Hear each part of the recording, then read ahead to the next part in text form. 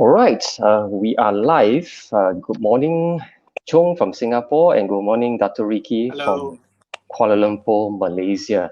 Now we give some time for this session to be streamed live on Facebook. So we'll check.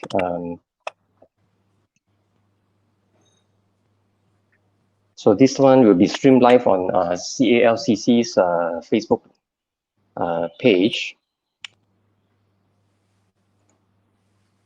So feel free, Chung and Dato feel free to share it out once this appears in the page. So maybe we give ourselves a few more minutes. Is it showing yet? No. Okay. Loading.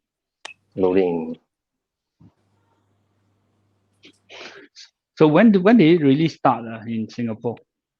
The stay at home.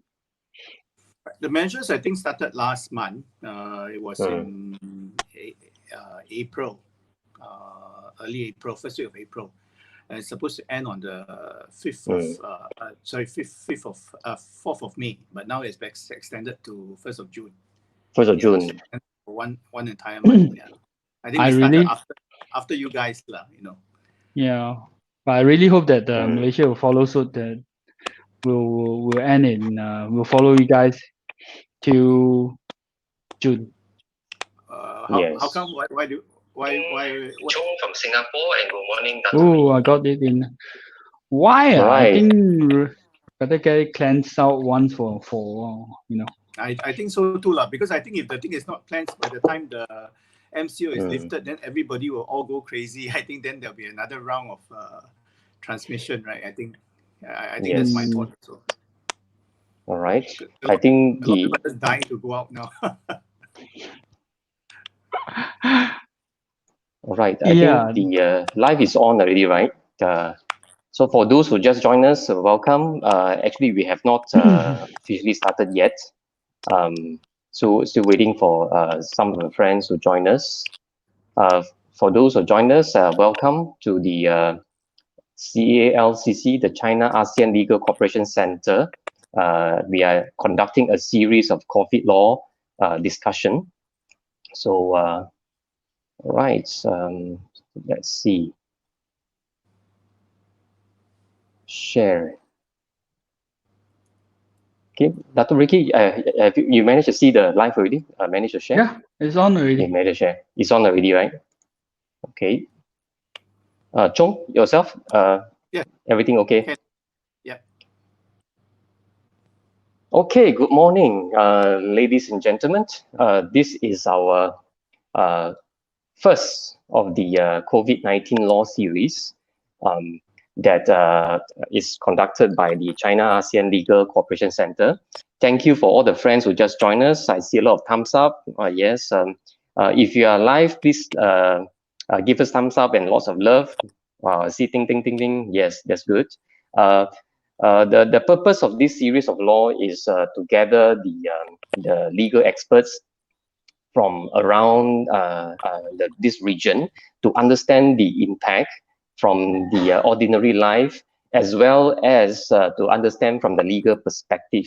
And today, we are very honored to be able to invite two very good friends. So I think we'll let the foreign friends, I introduce him first. His name is Chung Ting Fai. You can see him, his name. He's the managing partner of the Chung Ting Fai and Company based in Singapore. He's also our good friend. And also he is the director of the Singapore chapter for the China ASEAN Legal Cooperation Center, in short, the CALCC. And you can see also Dato Ricky Tan, managing partner, as well as the founder for Ricky Tan and Co. He is the president of CALCC. So I think these two faces are quite, I think, familiar for our friends who are just joined us. So good. I think for those who just joined us, thank you very much for joining. We have on the line Mr. Chung and also Dr. Ricky. Today we'll be sharing few interesting topic on the COVID-19 situation in the country. So this is a series of discussion on COVID law, and today the focus is on Singapore perspective. All right, so perhaps we'll kick on by having a discussion on how's the situation in your country.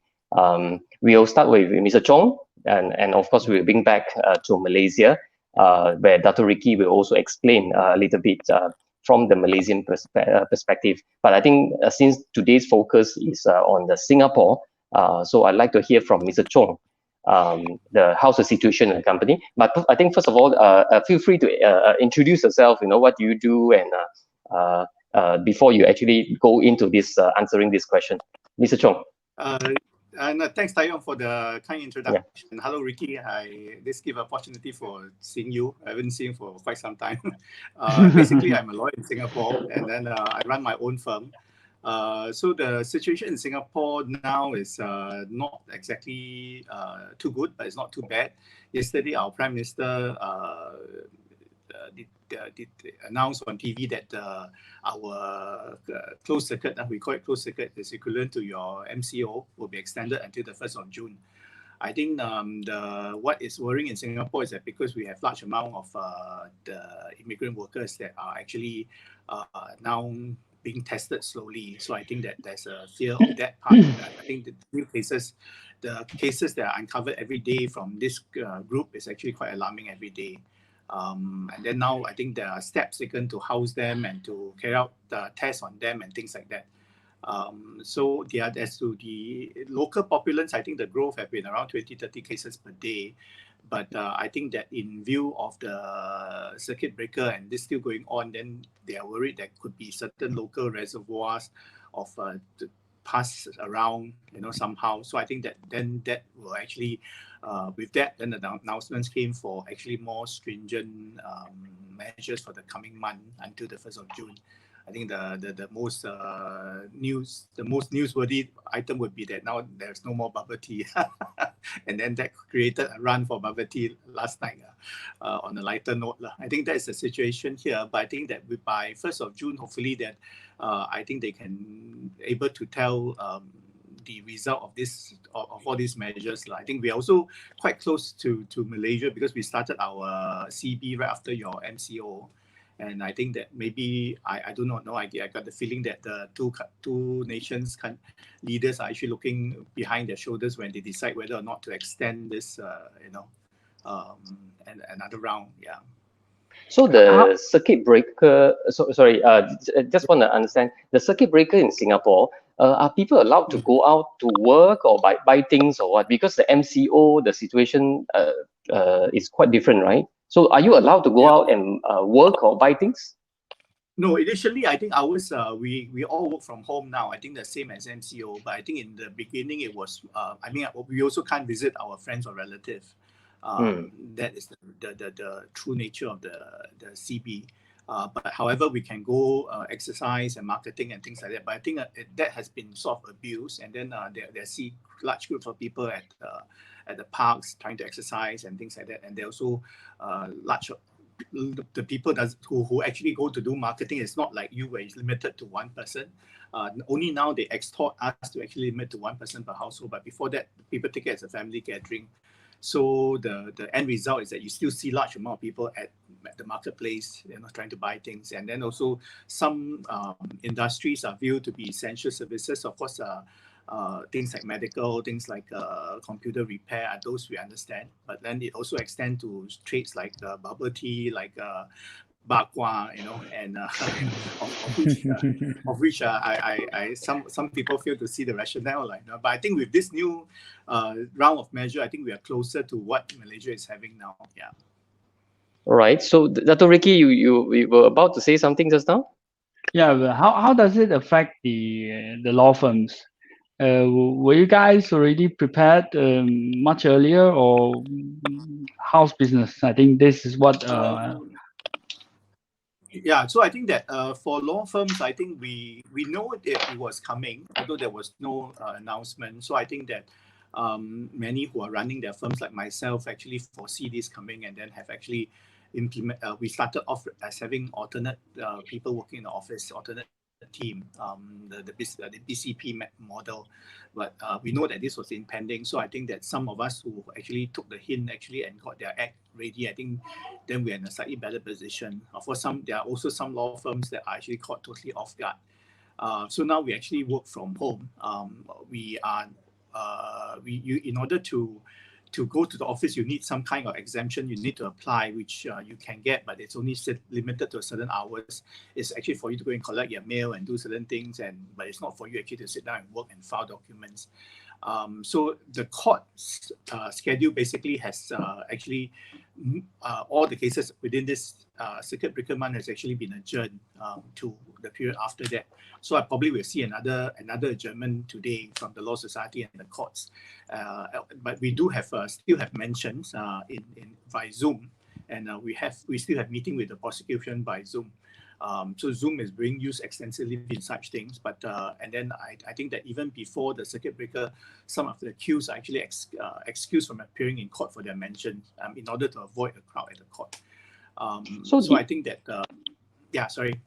The official platform that Singapore's judiciary is using is by way of Zoom? Yes, it's still Zoom, yeah, because now with a little bit of security in place, I think that a reason could be that it's actually more stable. Although with there was a situation, I'm sure you all read that Singapore, some students got their lessons hacked into by some porn or whatever, but I think we are still using it. I mean, I think there's some people in the private sector, they are moving to other platforms. But there are primarily, even in courts, just last week I did a few of conferences and mentions in via Zoom. Yeah. Okay. Ricky, would you want to share something on the government? I think they issued a statement on Zoom, Malaysia. I think raising the concern about the security issues, but I think by and large, a lot of people are still using Zoom. What do you think about that? I think Malaysians they are now all going to digitalization, and all even the law firms and all these professional service, they have no choice. We have no choice but to turn everything to online or on cloud. It's a new term, what we call the new norm. We are moving towards even after our MCO or our the law firms have to change, all the industry have to change. There wouldn't be any new public gathering. There wouldn't be any assembly. So I think it will be there for a year or so until we really eradicate the problem. Just now I was sharing with Chung that I hope that Singapore has already going to extend to 1st of June. I think one of the obvious reasons is so that avoid the festive gathering. I'm yet to see how Malaysia would how to handle this. How the softer approach, yeah. Maybe I also think of, sorry. Yeah, from Singapore. Ricky's second part of the question, which is how is business here for law firms? I think that we are definitely quite hard hit. I think everybody is hit. I think most businesses are hit, but of course, the only cloud in the lining is that the government's package now is, I think you have a similar package, but ours is that the government pays 75% of the in short, the workers during this period of time. But that doesn't actually apply to business owners as yet. I mean, especially, I think yesterday there are some changes, but it had yet to be spelled out very clearly. But if you're a director or you're a partner, you may not be able to get that kind of subsidy. I think that is actually a slight, a much needed relief. But I think business-wise, I think I'm sure we are in the same thing. You have clients who inquire, but they are not ready to take any action. They want to KIV the matter until after the MCO or the CB. And then those that want to take action may not want to take action now because they want to, they don't have cash, you know what I mean? And then I think that sometimes a lot of people will call for advice, but perhaps piecemeal and also, if possible, free. I think, and I think that we basically serve our client and try to carry on what we have brought home from before this MCO or CB has started, you know. And then divorces, there seems to be a speculation that divorces will spike, but I suppose that now that you're still saying the same household, you can't do anything. So how about retrenchment? I think this Yeah. is one concern I want to ask about Singapore, because Singapore mostly based human resources and a lot of workers, you know. I'm sure a lot of Malaysians who's working in Singapore also is worried about retrenchment and what will happen to them. I think theoretically, of course, the official stand is that it discourage people from actually retrenching during this period of time. Those who were retrenched either before this circuit breaker or whatever, they were actually, there's a scheme for them to apply for relief. I mean, if the boss can show that they fire, the people were told to leave because of not because of performance, but because of the drop in business and also because of the COVID situation. But I think that aside, I mean, officially that doesn't stop, I think, a lot of underlying negotiations between the employee and the employee about maybe slashing salary and things like that. I think in this current market, sometimes it's also that the employee also may not have much choice. I don't think that this is a normal time where they can, you know, they are not happy and they can actually look for alternative. On the cutting part of the, I mean, cutting the salary. What's the position in Singapore? In Malaysia, it's like the official announcement has been, no, you can't cut. You know, it started off with saying you have to pay, you can't cut at all, and you cannot deduct the annual leave or unpaid leave. But on the second round, the Malaysian government has seems to be softer their tone. He says that, well, we can talk to your workers and try to resolve it. So how is it like in Singapore? Is there a law on protection on cutting of salaries and annual leave and whatnot? No, I think that's more like a policy now. And then I think that I think there are people who are being negotiated with, but I suppose that because in the absence of reporting or statistics, I mean, we don't know how much of this is happening. I think this 75% of the wage subsidy, is it across the board? That means everybody will get this 75% subsidy, and does it come with certain condition, like what Ricky said just now? For Malaysia, if you apply for the scheme for the subsidy of the wage, then there is a period where, you know, you have the company that has to undertake not to retrench the staff for 3 months during the subsidy period and the 3 months after that. So, but the Singapore situation, we don't have the undertaking. Yeah. All So right, I think ours, if you're taking I mean, I've heard about your country's policy about subsidizing 1,000 plus, right, for each worker. 1,200 ringgit, 1,200 ringgit. Yeah. If you have let's say if you're assuming that you are one man and you are employing a lot of support staff, I think that then the Malaysian model might work better in terms of numbers.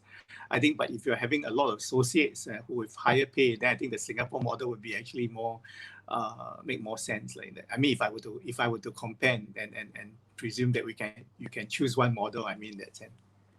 But technically, let's say you get 75% subsidy from the government, from the Singapore's perspective. Could you actually negotiate for 25% pay cut, and therefore the company don't have to come up with certain for the particular month? Theoretically, if this goes behind, I mean, the scene, it could be there could be a possibility. I mean, it's free to negotiate if your employees are prepared. But back to where Ricky asking, we do not have a condition whereby you have an undertaking not to retrench certain people.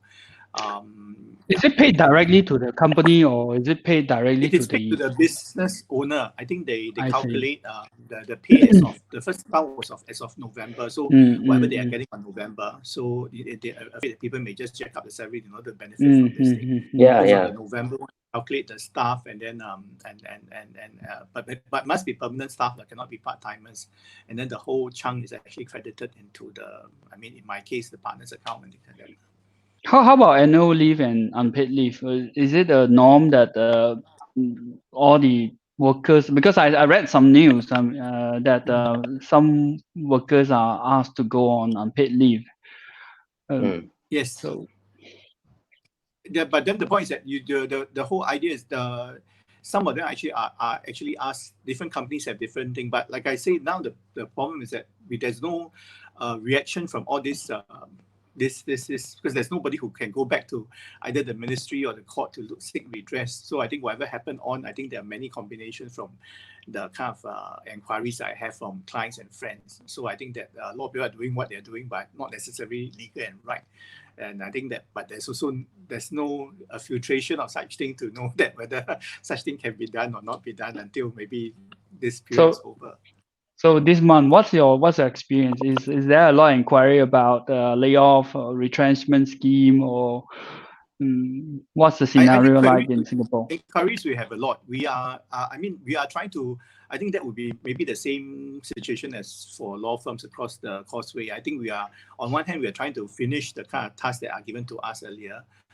Certain court deadlines are still there, so we find that ourselves having still to comply the deadline, but maybe a bit more difficult in the sense where we can't communicate directly with our client. Then on the other hand, you have a lot of query, but most of those query, I think that some of them cut call with the expectation that they don't have to pay, or they are not really in a position to pay. So we do have a lot of queries bona fide, but then again, whether this can be translated to work from a business point of view is our challenge, I suppose. Yeah.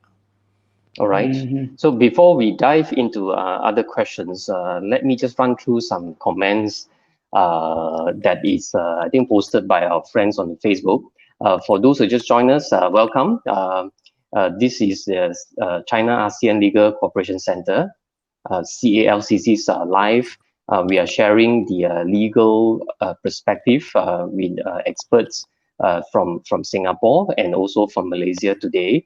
So Rajam Paul say, good morning, gentlemen. Good morning. Maybe I just run through.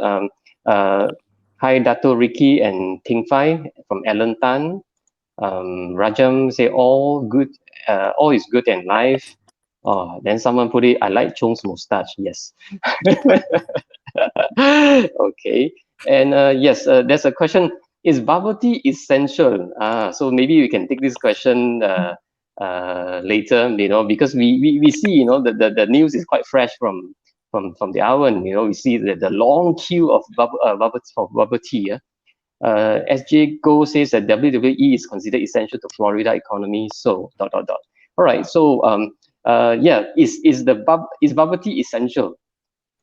It's very strange because when they at the first round of the circuit breaker, there are certain things that are essential. I mean, that they listed out, and the amount at that point of time, I find it rather strange is that bubble tea and actually bar qua store are also part of essential service, whereas Yong Po, are not. Yeah, so there are a lot of people, a lot of hoo-ha over that because I think some older people actually do rely a lot on Yong Po for their needs. I think to them that's a very essential thing. But that being so, then 1 month has passed, and then but when they decided to close the bubble tea and the bar qua store, of course, there were quite a shock wave yesterday. A lot of people went to queue up to have their last bubble tea.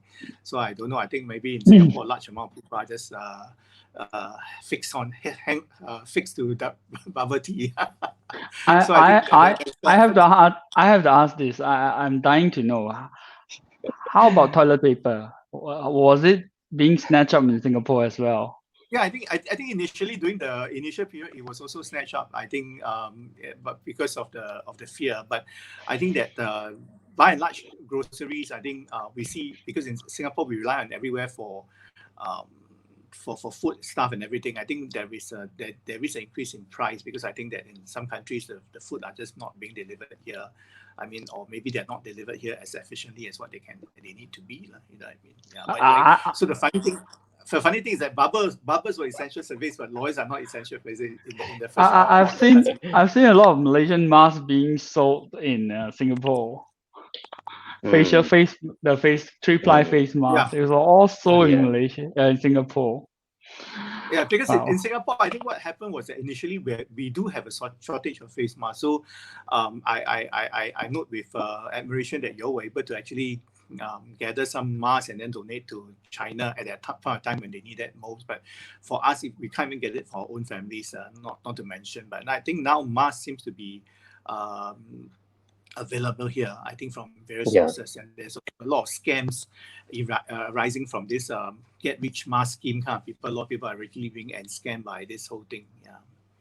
All right, all right. So I think for those who join us, I think we have friends from Indonesia who say that hi Pak Ricky and Pak Chung, salam from Jakarta, and hi Daruma. Hi Daruma. Rajam say I need a haircut. So is haircut still the barber shop still closed in Singapore at this moment? The haircut were open all along, and then but the point is that nobody bothered to cut their hair. Then now suddenly it was announced that it's supposed to close, and everybody is lamenting that they can't get their hair cut. So I think it was actually an essential service and it was open all along. So now people start worrying. Well, in Malaysia we tried. They had the hairdresser. I think it's very strict that actually for ladies it's only just cutting hair. There's no treatment, no perming, no nothing. Well, Malaysia had this experience. We try to open up the saloon, but there's a lot of fight from the health sectors. They say that that's very close contact. So we have difference in opinion, and eventually the barbershop the association, they say no. I think we'll wait. It's the compliance part set up by our Ministry of Health is quite long list of things to comply as well. So I think for the time being, we need to go to Singapore to cut hair. if you can get out from Malaysia. It's for that same reason that why our McDonald's is closed. I suppose that after a few cases pop up among the serving staff of McDonald's, I think the Ministry of Health have a certain requirement that they need to fulfill before they carry on. I think they are not prepared to take to maintain the threshold, and therefore now it is announced. I think about a week ago that even our McDonald's are all closed now. Right. So for those who just joined us or you're listening to us, welcome again. If you have any question, feel free to put it on the comment section of the Facebook. I will try my best to post it for our two speakers to actually share their view. So let us dive into payment of rental business premises. So this is something quite huge in Malaysia, where people are asking, do I still need to pay rent? So because businesses are closed. So how's the situation in Singapore? Okay, in Singapore, I think that there's the same amount of question that's being posed. I mean, now that you work from home and you're not even physically there, why are you paying rent? I think the truth remains actually rent still remain payable. In Singapore, a lot of offices and retail outlets are actually they are actually REITs based. I don't think that it's not from a personal kind of landlord. So I think that the business, you still have to pay the rental. Some people have taken it to negotiate with their landlord to actually pay lesser rent. Like myself, I think that my landlord is quite kind and give a reduction, though it's not as much as I would hope for. But I think the law that's passed now is that for rental, you can't really the rental runs, but the landlord cannot evict you. I think that's the position in law now. So you may not able to, if you can pay a rent, if you don't pay a rent, as long as you have rental deposit, the landlord cannot actually go and evict you. But of course, this amount doesn't mean it's not payable. They cannot evict you, they cannot commence legal proceedings on this aspect. But I suppose that then there will be I think it's just pushing everything into the boiler room and then to resolve it later after the MCO, the CP or whatever. Yeah, but is it for a specific time frame? Is it 3 months or 6 months? And who determines this time frame? During this CB period, I think during this CB period, and then also our bankruptcy. I mean, talking about that, our bankruptcy law has also been amended because our emergency legislation, instead of 15 thousand to make someone bankrupt now is actually 60,000, and then I think the period has actually gone on from the statutory notice period has also gone from 2 weeks to a few months. I think so that also, as a lawyer also, we are also concerned with this thing. So you see that even after the CB, I mean, assuming there's going to be influx of cases on debt collection and all this thing, but whether the creditor afford, and then the other thing is that whether a lot of defendant will take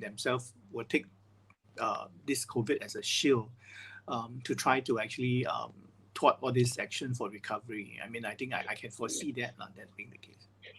Chung, So from sorry, sir. Yeah, Chung, on this, I've seen this mediation that proposed by the Singapore government, that the mediators will be appointed by the Singapore authority to try to mediate for the SMEs and also businesses. So, what's your experience on this? I think that one maybe that is also applicable maybe in Singapore, because I think that actually Singapore, there are actually a lot of very small businesses. I mean, they are SME, but they are maybe one man or few men kind of thing. I mean, more analogous to the law firm. I think when the government say that they're going to mediator, actually they're referring to like quite big SME whereby they can actually, where they have plants and factories.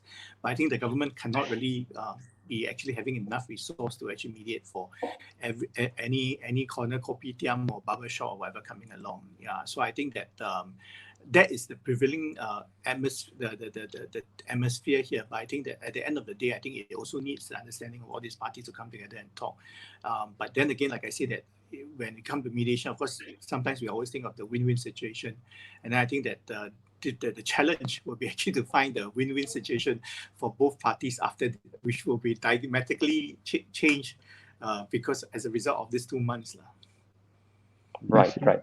So from the Malaysian perspective, Dato Ricky, do you think that do we have, in your opinion, do we have good protection for the tenants or landlord? What's your view on this? I think in Malaysians, the government do offer some help, but the help is very specific. It only linked to government linked companies, the properties that's owned by the GLCs. The GLCs, then they will give some discount or waiver for SME only. Yes. So it's not to everyone. It's only given to SMEs. And as for the private sectors, there are tax deductions for landlords, but they have to comply that the amount of reduction must be about 30% during the period from April to June. Then they only can enjoy the tax deductions on that. But I think the Malaysian scenario is because even last year we are already experiencing very slow movement of economic and business, and then the Chinese New Year, the Christmas, everyone has spent already. So now come the situation we started in March. So it's nothing. There's no more bullets. No more savings. So a lot of small business SMEs in Malaysia are experience that, and Malaysia is comprised about 90% small and mid-sized businesses. So I see. Not many landlords are able to give out a lot of discount. But I do experience some will give 10% or 20%, 30%. But then now we are extending, hopefully until this month.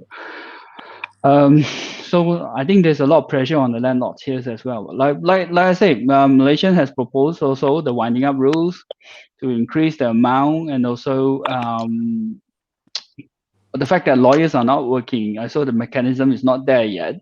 So maybe we'll see a lot of influx of disputes or things would happen after the MCO. But my take is even after the MCO, not many factories or many bosses will be able to restart just like that. It's not like starting a car.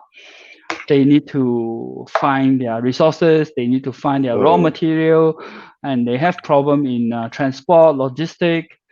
So it's not easy just to jumpstart the business after MCO. We would be experiencing a lot of uncertainties after MCO. Right. I agree, All because I right. think that the timing cannot be worse this time, because I think that similarly for Singapore, we do not have a very positive economic growth during the last quarter. Then comes Chinese New Year, Christmas, people spend all the money. And actually, normally for Chinese businesses, I think that April, May, June, I think that's when you actually earn back your keeps for the year. And then this thing happened. So I think then now I think they are for two nations the same. We have two lost months. And when the thing kickstart again, like what Ricky said, I think that because once the Lao is so long, it is not something you can pick off. It's not like going on leave and then come pick off. I think that basically everything will be in wreckage. So I think that the challenge then would be how to actually rebuild from the wreckage if this thing goes on for like 2 months or so. Right. Okay, so we have some questions. I try to pick up some questions. There's a question from Richard Tay. How is Singapore's enforcement on the circuit breaker? What is the punishment or penalty for non-compliance? Okay. I think for a beginning, I think they were very strict on the movement when people first come in. That was the first wave. And I think there's a couple from Wuhan who came, and then they were actually accused of giving false information to the contact tracer. Now they're being charged in court. And then actually that is my matter. I'm acting for them, so I will not comment more on that. So, but for that legislation, the highest penalty is a jail up to 6 months. Sorry. And now we have the circuit breaker rules. Then you cannot actually go out without a mask. You cannot go out and sit on places. I think that's a wrong first time offense is $300 fine. And I think they have actually employed a large army of what you call that ambassador, social distance ambassador to go out catching people. And I'm sure you can see them on the social media all the time.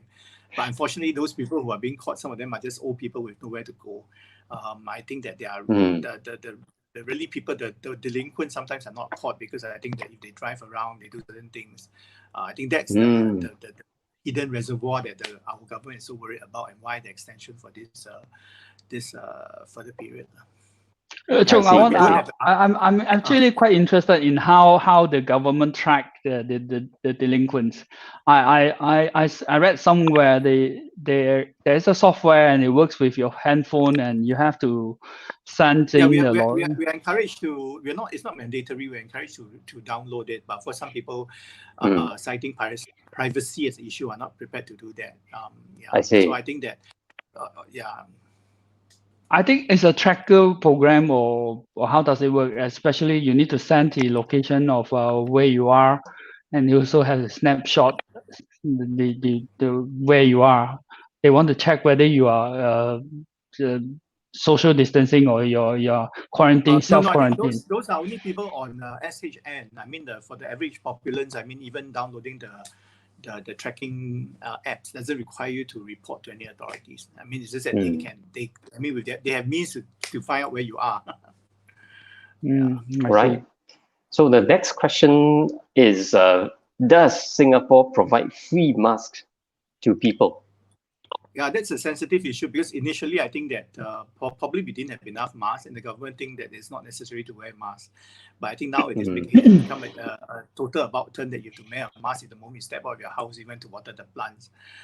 So every household now is given given 4 masks, reusable ones, but not necessarily the surgical kind. I mean that at least that's and I think they are also providing masks to the immigration workers like in the dormitories. I see. All right. We'll take another question. With the new COVID-19 cases shooting up in Singapore now, how do the hospital cope with the capacity of space? Are there any medical equipment shortages? I think there's definitely a challenge. I mean, I'm sure you have seen the spike in our country. I think it is definitely challenging. I think that, but first we are taking steps to build like the kind of centers for people with mild symptoms, and we are building centers for the dormitory for the workers. You know, we house them in hotel and empty housing blocks and things like that. So I think we are a little bit challenged, though. I think I mean, in Singapore we have this theory of total defense. So we are at all times trying to prepare for event of a national emergency or war. But I think that aside, I think with the growth in numbers, because there are supposed to be around like hundreds of 300 over 1,000 workers here, majority of haven't been tested. I think that's the hidden fear. If this thing goes on, then perhaps we would have a difficulty. As of now, I don't think there could be. I think that, but we are still. I mean, we are city state, so we are actually importing a lot of things from everywhere. But in terms of medical professional, I think if the spike goes on, I think our medical professional would be very challenged. I see. All right. So I'd like to dive into this question, you know, about the COVID-19 law that we hear that Singapore, you guys has enacted this new law. And I was made to understand that the drafting was done, I think, in just a span of maybe 8-9 days. And you guys came up with the bill to be tabled into the parliament. And I think the debate was done very quickly, and it was passed. Could you just explain about this COVID-19 law, the Temporary Measures Act, and what are the structures? Yeah. Two or three pieces of legislation regarding that. So what I have said earlier regarding social distancing, about the supplementary budget, all came through this new provision that has been passed.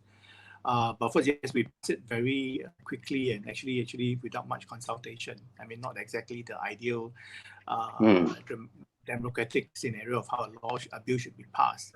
In fact, there are scholars who are quite critical of the manner in which these bills are passed. But then again, I suppose that and fear for what's going to happen in the post-COVID. Are we opening a floodgate, as all lawyers would always be afraid of?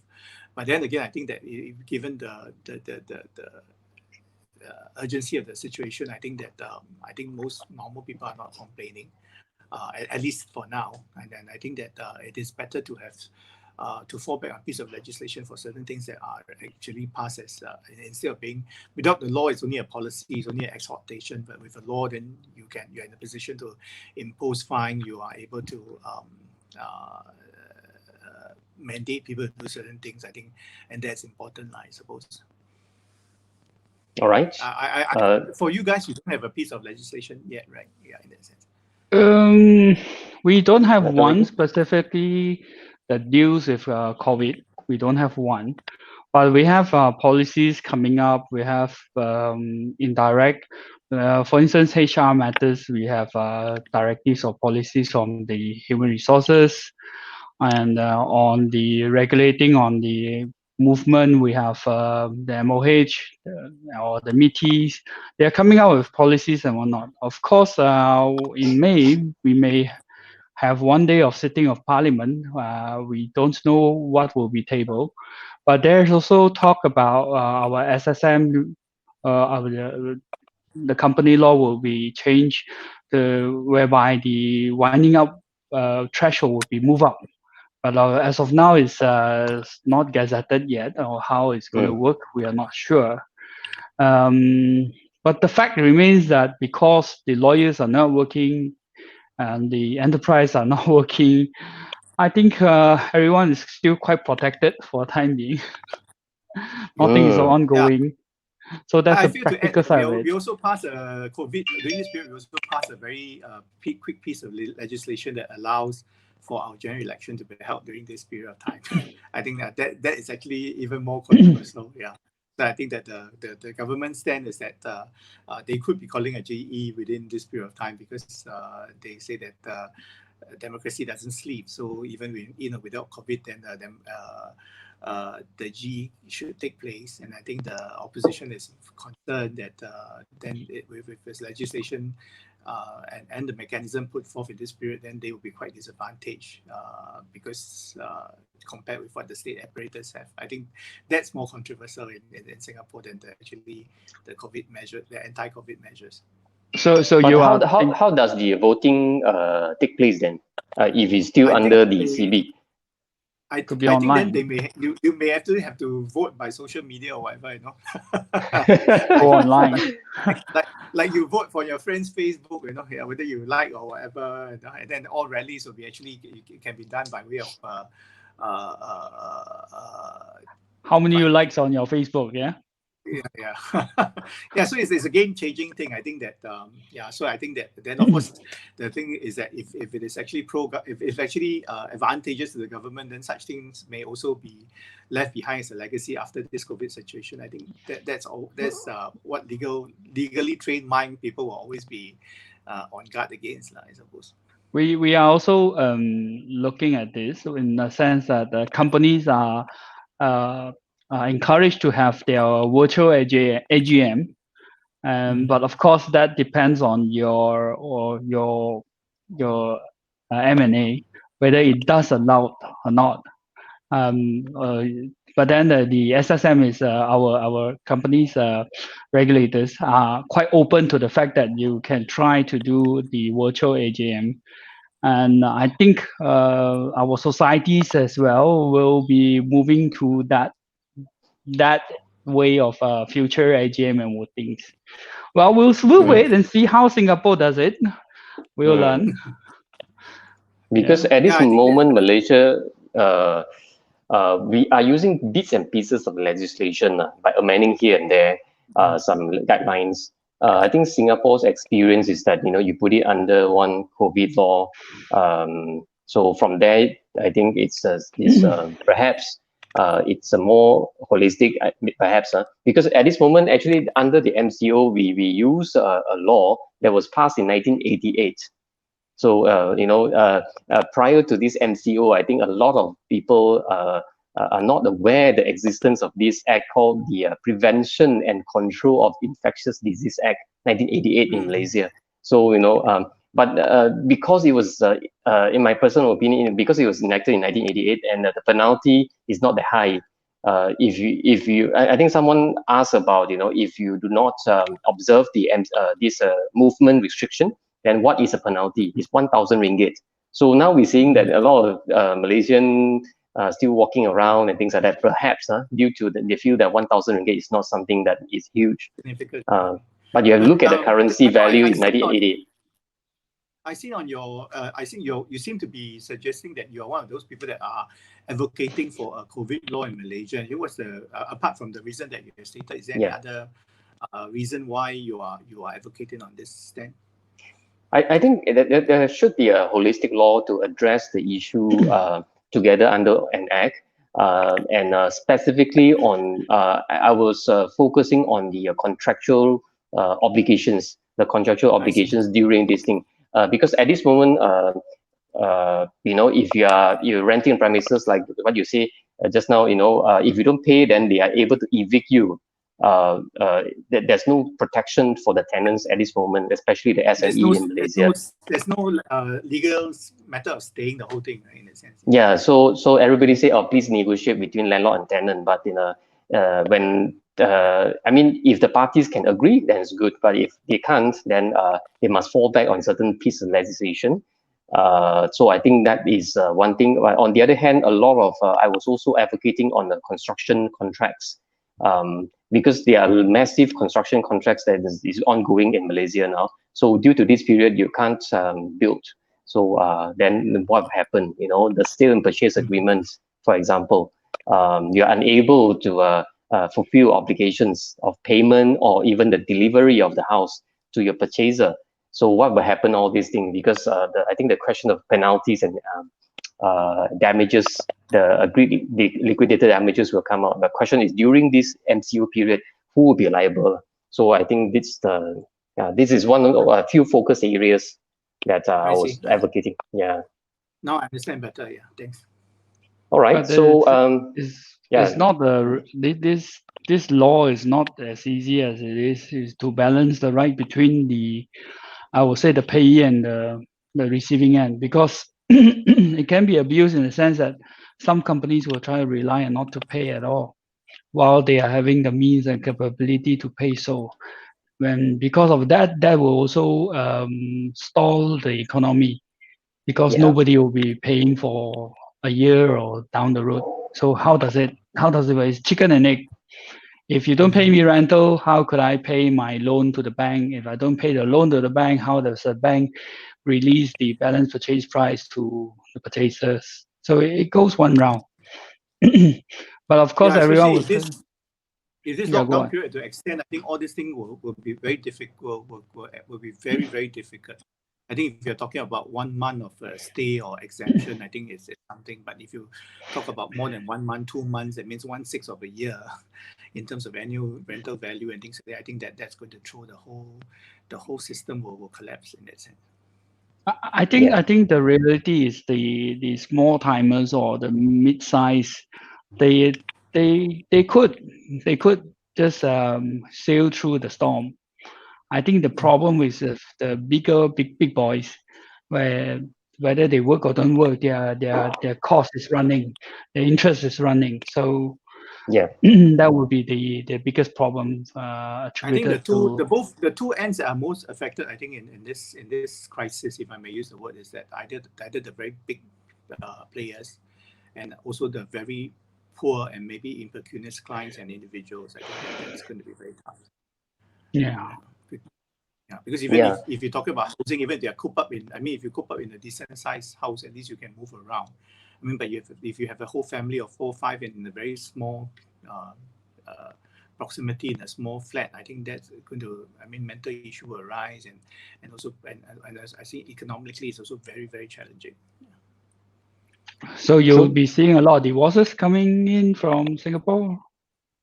Hard to say, but I think that I do have some inquiry regarding some domestic violence. I suppose that's to be expected, in the sense that if people are being cooped up so long with one another, and then if they are not exactly in the best mental health, or I think the unhappiness will definitely will happen. Yeah. How did Singapore help in this, especially people staying in the house, any domestic violence? I think the family court is closed, but the section for personal protection order is actually open. But I think that the fact is that if the husband and wife are both cooped up in the same house this period of time, it is actually very difficult for one party to say, okay, I'm going out now to seek legal advice, or I'm going down to court to apply. I think that probably we will see a more realistic picture at the end of this period, I suppose. Yeah. And then by then you'll be, wow,我忍咗你好耐㗎啦, you know. And then All right. At least your ministry did not come and ask you to be nice to your husband by acting in a certain manner. Yeah, I thought that was very proactive. But I think the intention is good, but you got to differentiate two class of people. I think the one is just a normal, ordinary family, having maybe communication problems. So I think that's why the ministry came out and say, please be a bit more tolerant. Use certain voices and all these things. But if you are facing a family with a domestic violent history, I think certain action has to be taken rather than just couple with economic duress. Yeah, that's very bad. Yeah, I think then whether any cartoon character doesn't really save the day. All right, so we just go through. Someone say report of cases gone up. Rajam, yes. Someone said Xiangju, SJ Go, domestic violence, same in Malaysia, high too, side. All right, so the time is about 50 over minutes already. Originally, we told Chung this will be casual 20-30 minutes, but I think today's discussion is quite good, in the sense that a lot of questions that was brought up and discussed I think we get to between. learn a lot about one another. Yeah, I think that's really Yes, and especially I think it's interactive, and I think there's another question I posed, especially from the audience point of view, they are able to pose questions and ask, and we're very happy for Chung to be able to share from the Singapore point of view, as well as from Ricky from the Malaysian point of view. Now, there's another question just pop up. Let me just put it on screen. What is the resources available for the Malaysian who was working at Singapore but was dismissed or forced to take salary cut by his employer due to this CB? As I mentioned earlier, if it is a properly negotiated pay cut situation, then I think that there shouldn't be a problem. But I suppose our friend here who is posing the question maybe is in a situation that she's forced to take a pay cut. I think it depends on what kind of role that she's holding. I mean, what position she's holding, and her terms of employment. She could have a recourse. I mean, maybe after this CB or whatever. I think that is something that we can actually look at. Right. So just go and look for you. Yeah. I think whoever is watching, I think if you need some more legal advice, I think feel free to connect with Chung Ting Fai. Chung, your Facebook is Chung Ting Fai, right? And cool, yeah, that's right, yeah. Okay, so I think feel free to connect with Chung. It's good. We have one more area of questions to cover, right? Is it? Yeah. Let me just see. We have covered quite a lot. I think in terms of the future of the legal industry, what do you see from here? For me, I think that is a very interesting part. Maybe that, especially for fellow practitioners. I think in Singapore we are actually our aim one day is to go towards AI, even judges. So I think that this CB will actually definitely change the work of the legal profession. For one, if they allow things certain breakthrough, number one, that we're able to appear court via Zoom, then it may actually do away the necessity to have many associates. Instead of like running 3 courts, which you can't physically, you have to employ associates. But if let's say you can actually, from the comfort of your home, you can actually Zoom, then you can actually have 3 sessions in a row. Then I think that is give it some thought to see whether you need an army of associates. Secondly, I think that now we are more lax on the rule. We can actually commission documents by FaceTime. I think this is going to be a game changer. I think for years we have been resisting things about electronic signature for law firm. I mean, not for businesses. About Zoom clients. I think with this Zoom things like that, I think that it breaks down the previous objections due to confidentiality and privacy and blah blah blah and things like that. And I think that also maybe in terms of meeting, a lot of things rental, then it begs the question of whether you need such a big office at all if everybody can work from home. You know what I mean? I think, and I think as bosses now, roughly even from distance working, you roughly know who are people who are working hard and people who are not working hard. I mean, in that sense, I think that it may be also give thoughts to business owners like ourselves, maybe to actually restructure a firm altogether.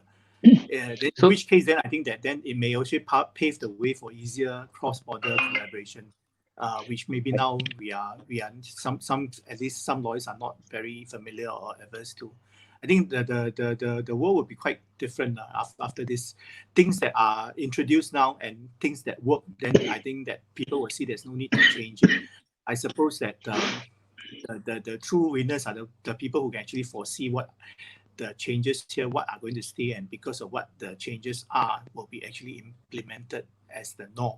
In Ricky's words, after this, I think that if we have with some spare time on hand, actually, it's worth to ponder on this few issue, because I think that by finding the answers to such question, then when the curve goes up again, I think that then we are able to exploit it and to survive. So do you foresee that there will be a lot of retrenchment among Singapore lawyers, especially foreign counsels or foreign advisors? What do you think? Or would there be placement of new lawyers coming out? So what do you think? I suppose that there may, in terms of law, yes, because if let's say they are, with this thing, they may find that there's actually no need for actually counsels to be based over here. I mean, if more forward-thinking firms, why would they spend some large chunks of money actually having a foreign office and everything if all this can be done by Zoom? I think that's one way. The other thing is I think that also in terms of practice area, things may change a lot.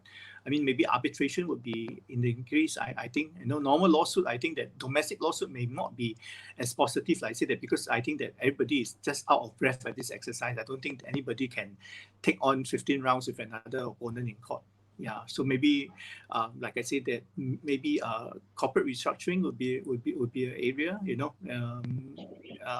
that kind of thing. I think I need renegotiating contracts and having new look and new terms in contract. I mean, most of the contractual terms that are in our business contracts are as a result of a lot of cases that resulted from maybe the 50s or 60s and culture and the Industrial Revolution. Maybe now then, after this, they may give birth to a lot of new clauses. I mean, like force majeure, but new in its new form. To beat all these things. Yeah, I think that then I think that maybe we have to go back to the drawing board or start writing our own precedents court forms. I would like to hear from Ricky's point of view, Yes. about the legal industry's future. What do you think? If I foresee correctly, the next 6 months there will be a lot of pay cut among legal associates. We call it legal assistant here among the lawyers. There will be a lot of pay cut. There will be a lot of retrenchment as well. I heard in the market that some lawyers or associates are not getting their dividends or whatnot. So one thing most of the lawyers are worried, or the staff are worried about, is bonuses, keeping their job. That's the biggest concern. But I'm also worried about the future of the law students. They may not be rehiring, or there will not be new hiring. So what do they do in practice? Let's not even talk about chambering. If they can't find a place to chamber, or it goes back to the 20 years ago where you chamber, you don't get paid at all.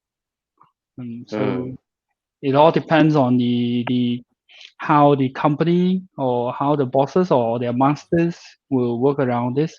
But I foresee this is a problem that's at least for the 6 months, the second half of the year. This will be the problem. Work will come, workload will come, but not so soon. It could come in the form of disputes, restructurings, and advisory work or whatever. But it will not jumpstart is right after our version of MCO, definitely. It will be not, the client won't come in just direct. You will have a lot of, I think we may have a lot of family dispute, or the local problems will come. But I think one of the things that the law firms can think about is think of a way to help your client to survive or jumpstart. When your client is able to jumpstart or move on, definitely the workflow will come in as well. So we have. So it's not so much a startup package. It'll be a jumpstart package. Jumpstart package. I think it'll be a CPR. It has to be a CPR. The electric shock.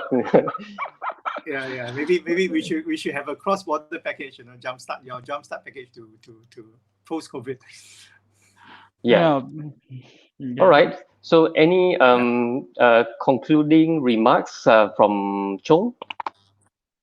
Well, I'm glad to be invited here, and I actually get to remove a lot of doubts about what I have from that's in Malaysia. I think, I mean, if not for anybody watching this, I still find this a very rewarding and enjoyable session. At least we should do this more often to keep our own sanity. We are a little bit of advertising now. We are actually going to get all our friends from China and ASEAN. We are going to maybe go. We can also do it with other professions like accountant or something. I think yes. They'll present a very varied thing to the whole situation.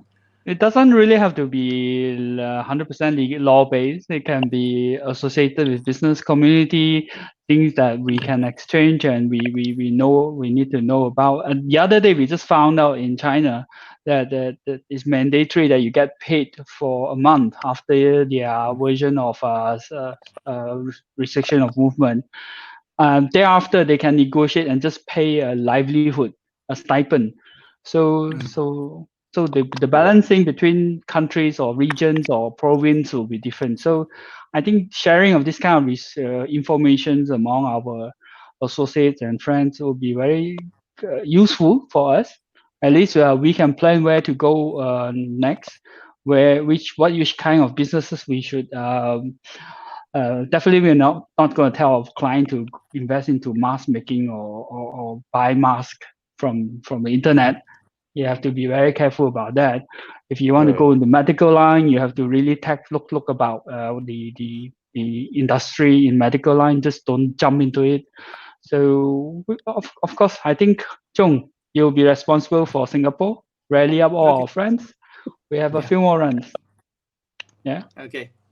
All right. Thank you. Okay, Thanks, again, thank you, Chung. I think it has been a very, very good session.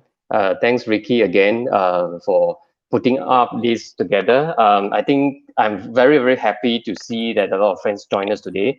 Interactive, and discuss the cross-border issues between Malaysia and Singapore.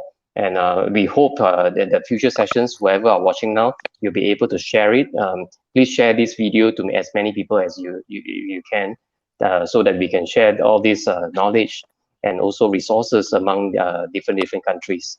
All right, so thank you so much again to Chung and Ricky. Thank you to everybody online now. Thank you so much. Okay, see you. Good week ahead. Bye. Okay, bye.